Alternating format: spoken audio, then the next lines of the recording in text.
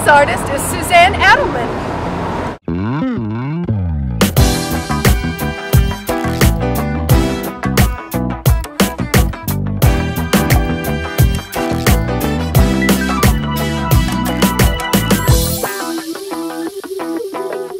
Hey, we're here today with Suzanne Adelman. Suzanne, how you doing? Good. How are you? Just hanging in there, hanging in there. Hey, tell us about your new art. Oh my goodness. Well, I've been researching quite a bit about the eye and vision and how the eye sees. And basically, we're virtually blind as we look around the world. We only see about 2% of everything in focus, and our brain actually fills in the blanks. Really? And actually, yes. And actually, our consciousness fills in the blanks as we sort of go around the world and try to absorb information. So basically,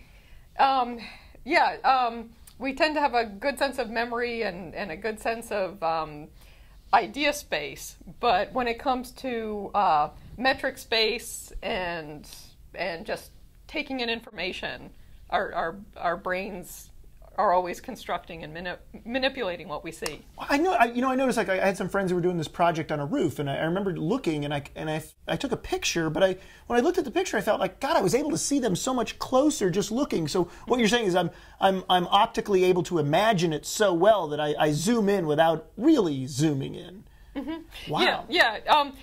Basically, our eyes kind of dart around and have these micro trembles. So we're just kind of like, and it's completely involuntary. So, and then we just kind of are constantly kind of, and then our peripheral vision is basically black and white because our color cones are located centrally. So our brains kind of put color on the sides of our vision, and then we have optic nerves where we have a blind spot, and so it gets filled in with a background color. So in many ways, it's sort of like digital photography and in digital media. Built in. Yeah, wow. Built in. How many pixels?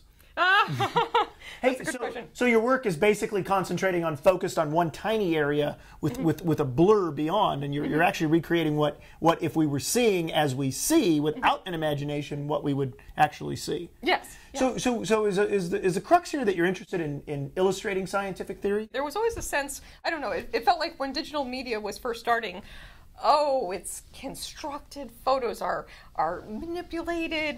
It's not like this kind of physical impression that traditional photography was, which is a little bit more sculptural because it's kind of taking an imprint. This is when they talk about 01, all this, with all the skepticism, it's like our brains are overwhelmed with information, and we're kind of streamlining and simplifying what we see in order to make sense of it. In a way, it's very similar. The world's much more complicated, is what you're saying. Yeah. Wow. Woo! Okay, well, hey, we'll be back right after this with more with Suzanne Adelman.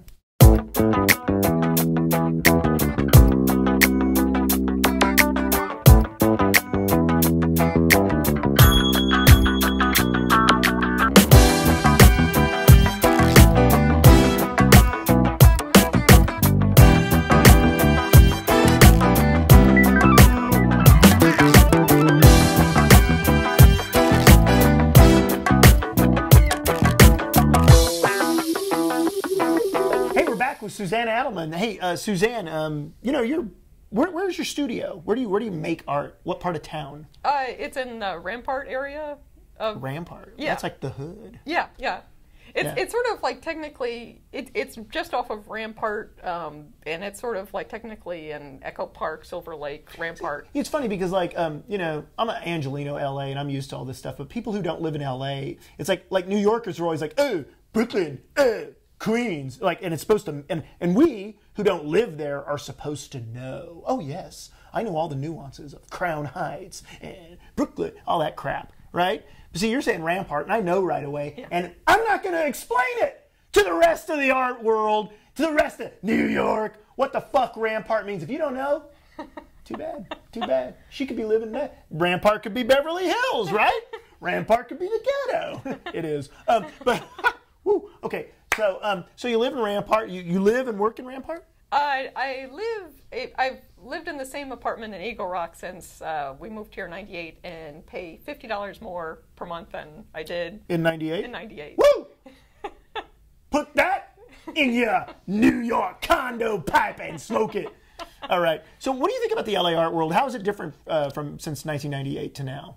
There's one thing that I really wonder about, and I don't know if it has to do with like the price of getting tuition with getting an MFA, but there just seems to be this continuation of conceptual art and just this acceptance of it. Like it's okay for people to say I'm a conceptual artist, even though they're fifth generation conceptualists. Oh, you mean are you saying that in Los Angeles it's still considered for conceptual art to be radical, even though it's your grandpa's art movement?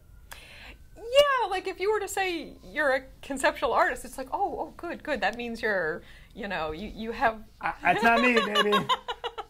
I want some results. Okay, I'm about, let's do something here. Right. So I mean, Baldessari, Mike Kelly, they're totally fabulous, but I feel like so much art production is still made under the shadow of them. It's like the British explosion. Remember the Beatlemania, and then everybody had bands that sounded like the Beatles. They're still doing. There's still artists that are sounding like the Baldessari Tolls. Yeah, so I'd like to see some sort of.